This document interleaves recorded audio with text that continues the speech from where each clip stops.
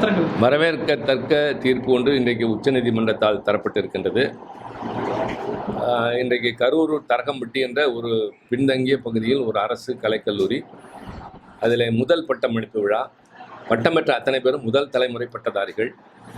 தமிழகத்தில் இப்படி எழுச்சியான நிலை கிராமங்களிலே வளர்ந்து வருவது மிகுந்த மகிழ்ச்சியாக இருக்கிறது என்ற பரவசத்தோடு பட்டமளித்து விட்டு வந்தவுடன் எனக்கு கிடைத்த செய்தி, உச்சநீதிமன்றம் இந்த எலக்டோரல் பாண்ட் என்று சொல்லப்படுகின்ற தேர்தலுக்கு நிதி வசூலிக்கின்ற அந்த முறையினை ரத்து செய்திருப்பதோடு இது நாள் வரை யார் யாருக்கு கொடுக்கப்பட்டது, வாங்கப்பட்டது என்பதை ஸ்டேட் வங்கி போன்றவை தர வேண்டும் என்று சொல்லியிருக்கிறது.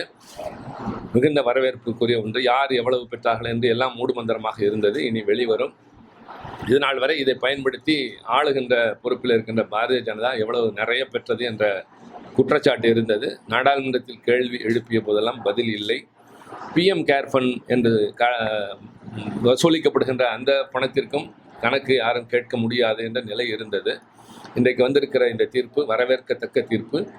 இந்திய நாட்டின் ஜனநாயகத்தில் மிக முக்கியமான ஒரு அங்கமாகிய நீதிமன்றங்கள் பல நேரங்களில் உண்மையை, நியாயத்தை நிலைநிறுத்த முன்வருவது என்பது மனதுக்கு நிறைவு தருவதாக இருக்கிறது.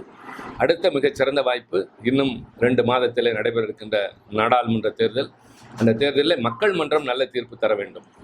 ஜனநாயகத்தை பாதுகாக்கிற கூட்டாட்சி தத்துவத்தையும் மதசார்பற்ற தன்மையும் உயர்த்தி பிடிக்கின்ற அரசியல் சட்டத்தின் மாண்புகளை போற்றக்கூடிய இந்தியா கூட்டணியை வெற்றி பெறச் செய்வது மக்கள் செய்தால் இந்த ஆட்சி இவ்வளவு நாள் செய்த அவலங்களை சரி செய்து மீண்டும் நம்முடைய நாட்டை சரியான பாதையில் கொண்டு செல்ல முடியும். நீதிமன்றம் நல்ல தீர்ப்பு தந்திருக்கிறது.